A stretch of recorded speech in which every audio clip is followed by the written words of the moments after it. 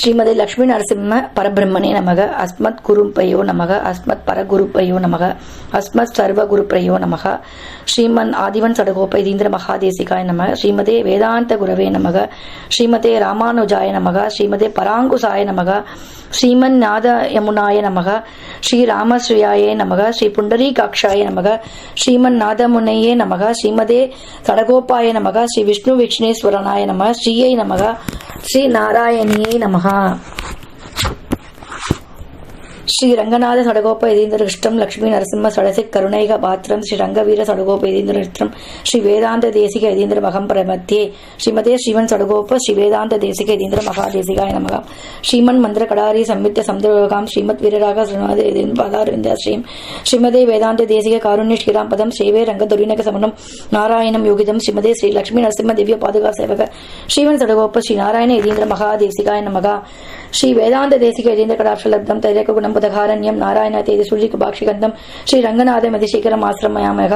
ஸ்ரீமதே ஸ்ரீமன் சடகோப ஸ்ரீ ரங்கநாத யதீந்திர மகாதேசிகாய நமக.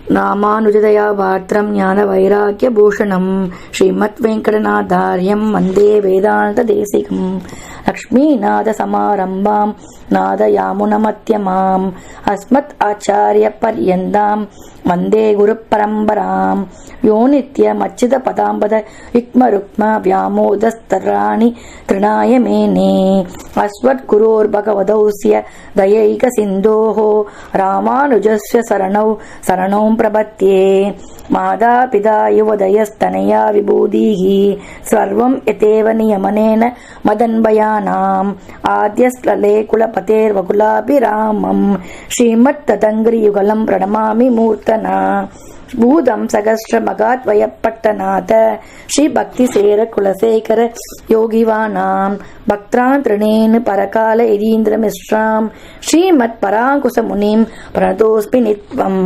குருமுகமனதீஸ்த்யத்த பிராணவேதான் அசேஷாம் நரபதி பரிக்ளிப்தம் சுல்கம் ஆது காமஹா ஸ்வசர அமர வந்தியம் ரங்கநாதஸ்ய சேத்தே துஜ குலதிலகம் தம் விஷ்ணு சித்தம் நமாமி. மின்னார் தடமதில் சூழ் வெள்ளி புத்தூர் என்றருகாள் தன்ன சொன்னார் கழற்கமலம் சூடினோம் உன்னால் கிழி அறுத்தான் என்றுரைத்தோம் கீழ்மையின்றி சேரும் வழி அறுத்தோம் நெஞ்சமே வந்து பாண்டியன் கொண்டாட பட்டபிரான் வந்தான் என்று ஈண்டிய சங்கம் எடுத்தூத வேண்டிய ஓதங்கள் ஓத்த விரைந்து கிழி அறுத்தான் பாதங்கள் யாமுடைய பற்று.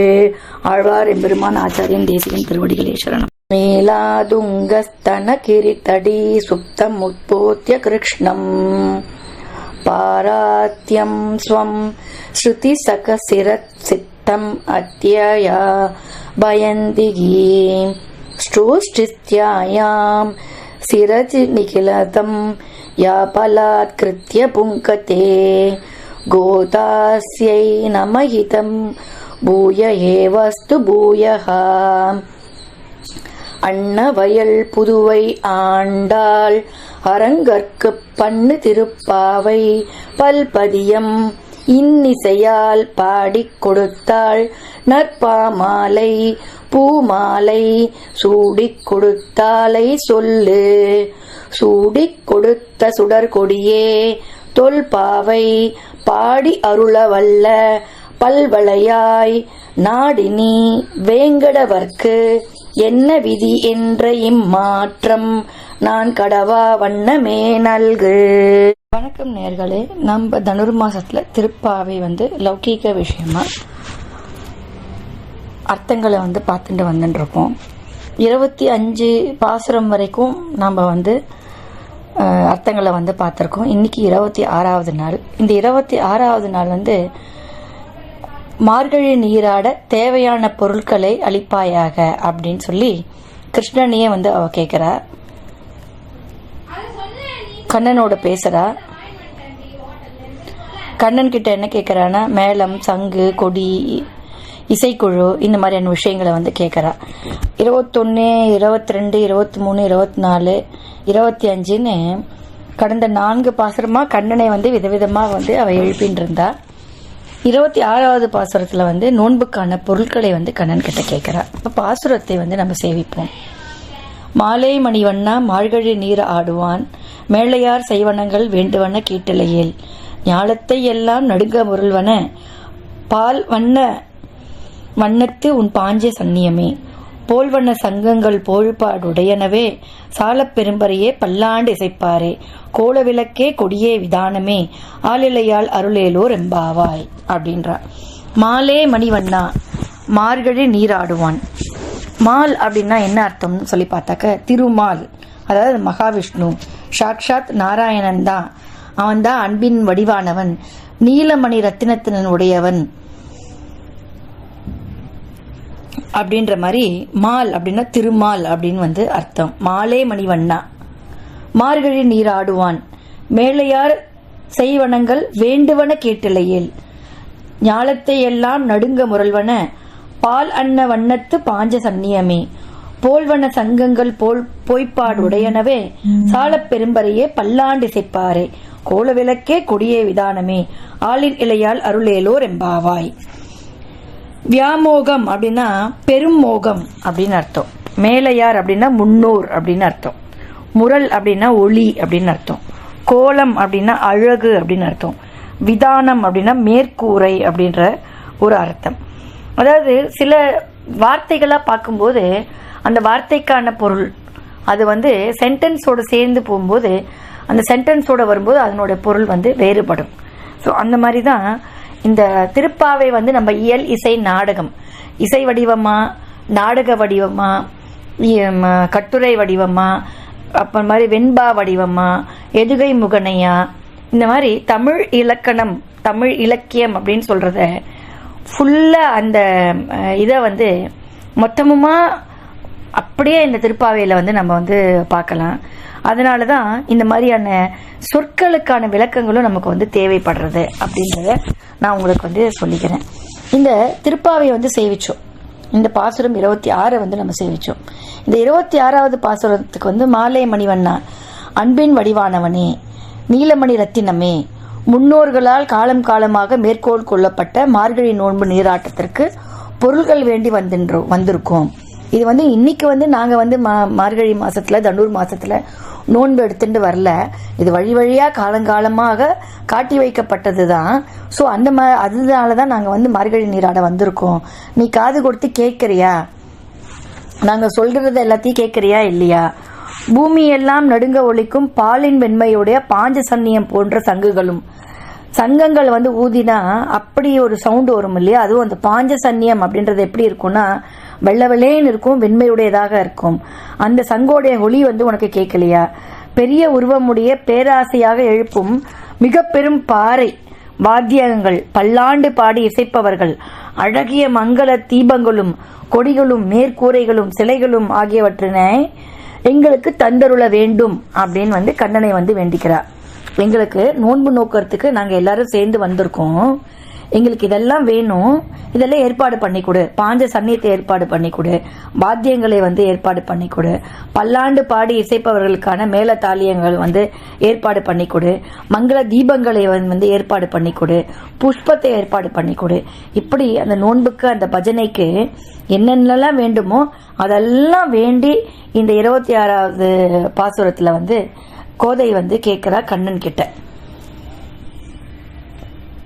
இப்போ நம்ம 25 பாசுரம் பார்த்துட்டோம். இந்த கடைசி 5 பாசுரம் வந்து என்ன அப்படின்னு சொல்லி பார்த்தீங்கன்னா இந்த நோன்பு நோற்றுவதற்கான பலன்களை வந்து கேட்கறது.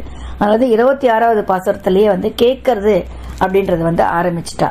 ஸோ சங்கல்பம் வந்து பண்ணிட்டோம் முதல் பாசுரத்தில். 2வது பாசுரம் 3வது பாசுரம் வந்து நம்ம என்ன பண்ணணும், சங்கல்பம் பண்ணிட்டோம். நடுவில் வந்து நம்ம என்ன பண்ணணும், என்லைட்மெண்ட் வந்து பண்ணிட்டோம். இப்போ அஃபர்மேஷன், அதாவது தியானம் பண்ணும்போது என்ன பண்ணுவோம் அப்படின்னா ஃபர்ஸ்ட் வந்து என்ன பண்ணுவோம், கிளென்ஸ் பண்ணிப்போம். கிளென்ஸ் பண்ணதுக்கப்புறம் என்ன பண்ணுவோம்னா நம்ம வந்து அஃபர்மேஷன் வந்து பண்ணுவோம், கோரிக்கைகளை வந்து வைப்போம். இப்போ அந்த கோரிக்கைகளை வந்து எப்படி வைக்கிறது, எந்த மாதிரியான கோரிக்கைகளை வைக்கணும், எப்படி வந்து சங்கல்பம் பண்ணிக்கணும், அந்த சங்கல்பத்தை கூட தியானம் பண்ணும்போது சங்கல்பம் பண்ணிக்கிறோம், தியானம் ஃபர்ஸ்ட் கிளென்ஸ் பண்ணிக்கிறோம், அப்புறம் சங்கல்பம் பண்ணிக்கிறோம், அப்புறமா வந்து தியானம் பண்ணிக்கிறோம், தியானம் பண்ணிக்கும் பொழுது என்ன பண்ணுறோம் அப்படின்னா நம்ம வந்து ரீசார்ஜ் பண்ணிக்கிறோம். அதனோடு சேர்ந்து அஃபர்மேஷன் அப்படின்னு சொல்லக்கூடிய கோரிக்கைகள், பகவான் இடத்துல போய் பிரார்த்தனை பண்ணுறோம் அப்படின்றோம், பகவான் இடத்துல போய் கேட்குறோன்றோம், பகவான் இடத்துல சரணடைஞ்சுக்கிறோன்றோம். சரணடைகிறது அப்படின்னு சொல்லும் பொழுது ஒரே ஒரு பகவான், அதாவது ஸ்ரீமன் நாராயணனே, அவனை விட்ட வேறு யாருமே கிடையாது அப்படின்னு நாராயணன் ஒருத்தனையே வந்து சரணடைகிறதுன்னு ஒன்று இருக்கு. அப்புறம் நமக்குன்ற ஒரு ஆச்சாரியன், ஒரு குருவை வைத்துக்கொண்டு அந்த குரு கிட்ட வந்து சரணடைகிறது. அதுக்கப்புறமா ஒரு சின்ன சின்ன காரியங்களுக்காக வந்து வேண்டுதல் செய்வோம். எனக்கு வீடு வாங்கணும் அப்படின்னு ஒரு பிரார்த்தனை வைப்போம், எனக்கு வந்து கார் வாங்கணும்னு ஒரு பிரார்த்தனை வைப்போம். இந்த மாதிரி பலவிதமான பிரார்த்தனைகளை வச்சு நம்ம வந்து சரணடைவோம். ஸோ அந்த மாதிரி வந்து அந்த அஃபர்மேஷன், பிரார்த்தனைக்கான அஃபர்மேஷனை வந்து நம்ம எப்படி வந்து போடுறோம், எப்படி நம்ம வந்து நம்மள சரணாகதி பண்ணிக்கிறோம், எதை கேட்கணும், எதை கேட்கக்கூடாது, எப்படி கேட்கணும், இப்படி பல விஷயங்களை வந்து இந்த 5 பாசுரத்தில் வந்து நமக்கு சொல்லி கொடுக்க போறா. பிரார்த்தனை பண்ணியாச்சு, இப்போ அஃபர்மேஷன், எதை கேட்கணும், எப்படி கேட்கணும், எதை கேட்கக்கூடாது. ஸோ இதை வந்து நம்ம கடைசி 5 பாத்திரத்தில் பார்க்க போகிறோம். அதில் முதல்ல 26வதுல கேட்டுட்டா, எதெல்லாம் வேணுன்றத வந்து கேட்டுட்டா, நோன்புக்கு வேண்டிய வஸ்துக்களை கேட்டு விட்டாள். இப்போ ஒரு பாசத்துலையும் ஒரு விஷயத்த வந்து நம்ம பார்த்துன்னு வரோம். இந்த 26வது பாசுரத்தில் நம்ம என்ன விஷயத்த பார்க்க போறோம்னா, அழுத்தம் திருத்தமான கருத்தை கூறுவதில் ஆண்டாளுக்கு நிகர் யாரும் இல்லை. இதற்கு ஆண்டாள் ஏகாரத்தை திருப்பாவில் பல இடங்களில் காட்டியிருக்கின்றாள். முதல் பாசுரத்தில் நாராயணனே அப்படின்னு சொல்றா, அப்புறம் நமக்கே அப்படின்றா. ஆரம்பத்தில் வந்து திருப்பாவை முழுவதிலும் பல இடங்களில் தூவி செல்கின்றாள். திருக்குடந்தை ஆண்டவன் அவர்கள் ஆண்டாளை செல்லமாக ஏகார் சீமாட்டி என்று அழைப்பார். திருப்பாவையில் மொத்தம் 64 இடங்களில் ஏகாரம் அமைந்திருக்கின்றது. எங்கெல்லாம் என்று தேடி பாருங்கள், விடை படங்களில் உங்களுக்கு கிடைக்கும். ஒரு இடத்துல நீங்க வந்து பாத்தீங்கன்னா ஏகாரம் வந்து அழகழகா வந்து உங்களுக்கு வந்து கிடைக்கும். அதாவது நாராயணனே, நமக்கே பறை தருவான், அந்த மாதிரி நிறைய விஷயங்கள் வந்து ஏகாரம். அதான் நம்ம சொல்லணும் இல்லையா, தமிழ் இலக்கணம், தமிழ் இயல் இசை நாடகம், இது எல்லாமே வந்து திருப்பாவையில வந்து பார்க்கலான்னு. ஸோ அதுல ஒரு விஷயம்தான் இன்னைக்கு உங்களுக்கு மேற்கோள் எடுத்து நான் வந்து காட்டியிருக்கேன். ஸோ தொடர்ந்து நீங்க கேட்டு எங்களுக்கு ஆதரவு கொடுத்துட்டு இருக்கிறவங்க அனைவருக்கும் நன்றி. தொடர்ந்து கேளுங்க, உங்களோட ஃபீட்பேக் கொடுங்க, நிறைய பேருக்கு வந்து ஷேர் பண்ணுங்க, சேனலை வந்து சப்ஸ்கிரைப் பண்ணுங்க. உங்களிடமிருந்து விடைபெறுவது உங்கள் தேவி சேஷாத்ரி. ஆழ்வார் எம்பெருமான் ஆச்சாரியன் திருவடிகள் சரணம்.